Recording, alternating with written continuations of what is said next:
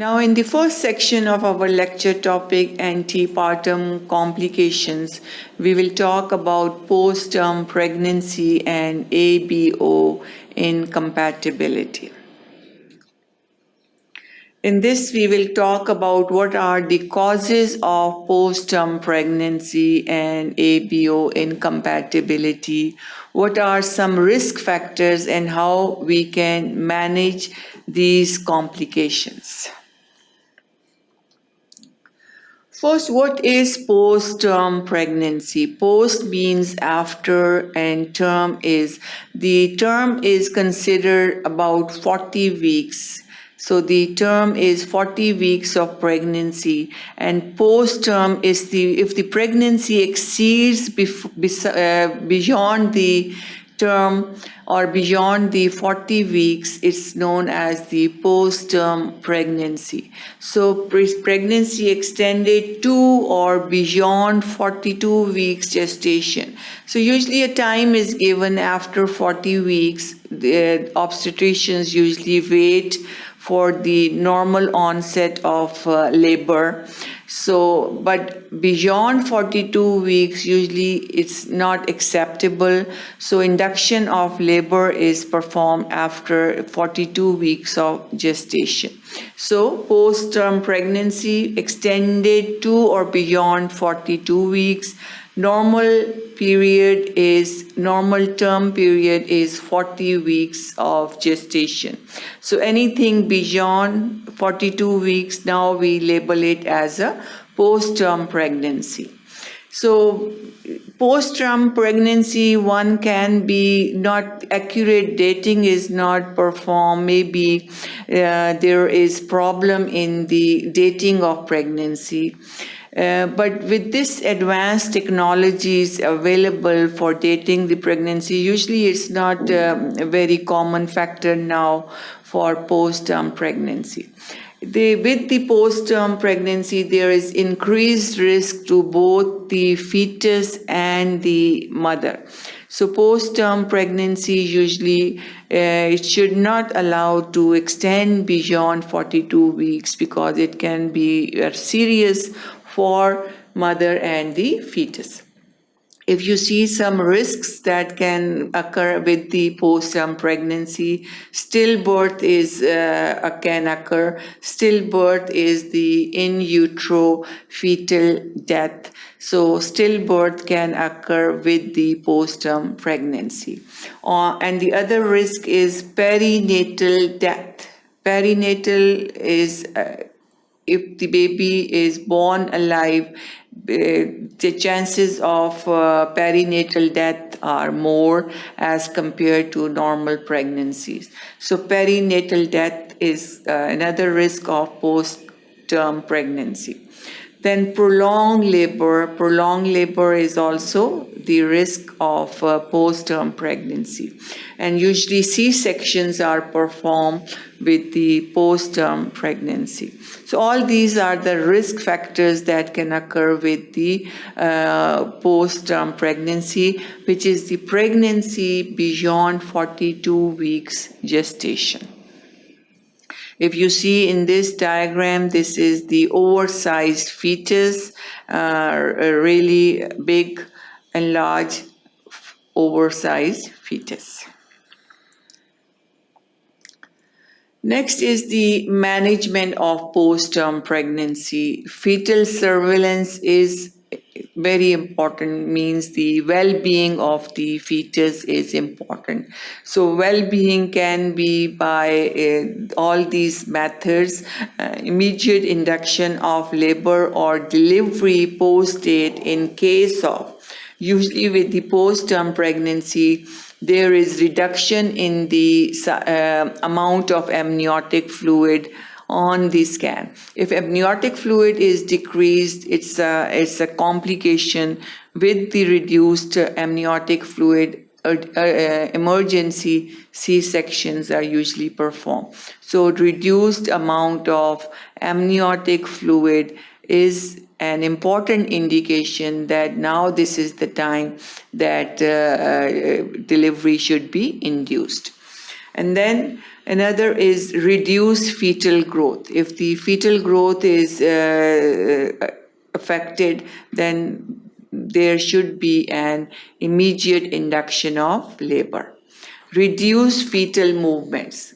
The mother can tell the obstetrician that she cannot feel the fetal movements as frequently as before. It means that the fetal movements are reduced, and that's another indication for immediate induction of labor or delivery. If the CTG is not perfect, CTG is cardiotocography, and this is the recording of the fetal heart rate. If it's affected or if it's not perfect, that's another indication in which the fetal heart acceleration is measured and along with the uterine contraction. If they are not perfect, it means the fetal growth is not affected. All these can lead to immediate induction of labor and delivery. So management is immediate at 42 weeks gestation or term. Usually induction of labor is performed. But if these complications are present along with post-term pregnancy, it means it is very important that induction of labor and delivery should be performed on emergency basis. Next is ABO incompatibility. ABO incompatibility is present when mother is blood group O and the baby is blood group A or B. So if the difference in blood group is present, mother is blood group O, baby is blood group A or B, then usually ABO incompatibility occurs. What is the reason for this incompatibility is the 4 blood groups are present. We have group A, blood group B, group A, B, and blood group O. Person with blood group A has A antigen on the surface of the red blood cell. With B has B antigen on the surface of red blood cell. And then in AB, none are, both A and B antigens are present. And in blood group O, no antigens are present. So what happens if person with blood group A has A antigen, they form anti-B antibodies in their blood. So person with blood group A has anti-B antibodies. Person with blood group B has anti-A antibodies, and with AB, since they have both A and B antigens, they have no antibodies in their blood. And then with blood group O, they have anti-A and anti-B antibodies. So if the mother is blood group O and the fetus is blood group A and B, the antibodies from the mother can cross the placenta and cause destruction of the blood cells in the fetus.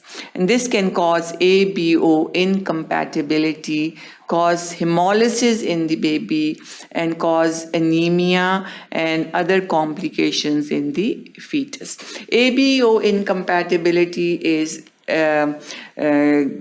can further cause different complications, including jaundice in the newborn babies, high drops, and then anemia. So all these complications can occur. Antigens in the red blood cell: A has A antigen, B has B antigens, AB has both, and O has none. So as a result of these antigens, they can produce antibodies in the blood group. A has anti-B antibodies, B has anti-A antibodies, and O has both anti-A and anti-B antibodies. ABO, mother blood group is O, babies is A or B. It can cause complications in the newborn babies known as hemolytic disease of the newborn. Hemolytic means causes hemolysis or destruction of the red blood cells leading to anemia and more complications. So that was the post-term pregnancy and ABO incompatibility. Thank you for watching sqadia.com.